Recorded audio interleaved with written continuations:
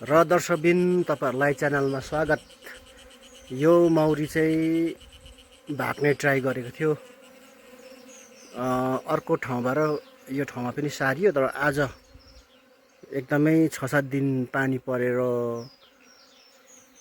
त्यसको बादमा घाम लागेको थियो र भाग्ने ट्राई गरेको थियो। तर मैले अलरेडी नै यहाँनिर क्विन केट लाएकोले गर्दाखेरि यो अरु सबै कर्मी मौरीहरू चाहिँ अब निस्केर गयो। यहाँनिर तपाईहरु देख्न त सक्नुहुन्न होला, यहाँतिर अलिअलि भएर यो चाहिँ अब क्विन केटले गर्दाखेरि सबै फेरि यहाँ अब फर्केर आउँदैछ है।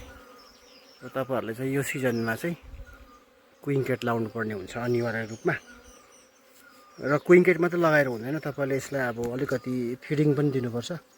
र यति बेला चाहिँ अब एकदमै यिनीहरुको बाहिर पोलिन हुँदैन अनि खानेकुरा हुँदैन जङ्गलमा। त्यही भएर चाहिँ यो चाहिँ अन्यत्र ठाउँमा गएर चाहिँ जाने भएको खासमा चाहिँ अब, तर अब क्विन केटले गर्दा चाहिँ यसरी रोकिन्छ।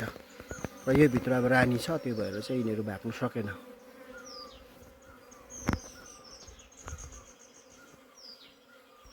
तपाईले यहाँ रानी हेर्नुहोस् त, यी रानी टाउको छिराउनु भाग्दैछ, हो खोज्दैछ। तर अब यिनीहरू जानु सकेन क्विन केटले। र यहाँनिर एउटा सङ्केत तपाईले देख्नुहुन्छ, यसलाई चाहिँ अब बोलाएको, उनीहरूको साथीहरूलाई बोलाउँदैछ यहाँबाट चाहिँ कि यहाँ नै हाम्रो रानी चाहिँ यहीँ छ, सबैजना आऊ है भन्ने एउटा सङ्केत हो यो। यसबाट पनि हामीले माउरीको भाषा सिक्न सक्छौँ। र रानी चाहिँ यहाँ तपाईले यहाँ देख्नुहुनेछ, यो हो रानी, यो छिर्दैन।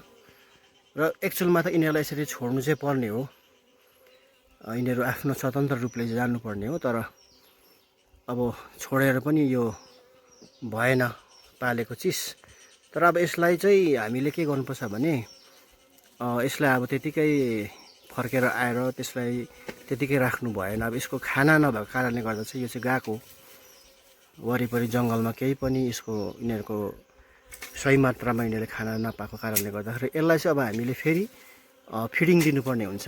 यसलाई राखेको महहरू दिनुपर्ने हुन्छ।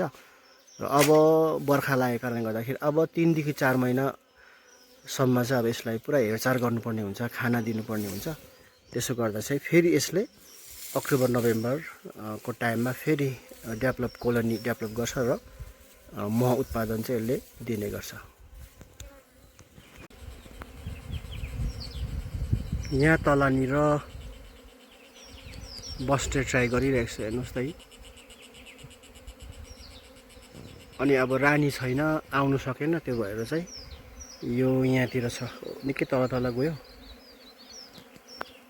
तर यो जतिसक्दो चाहिँ अब माथि फर्किन्छ, डुडमै फर्किन्छ।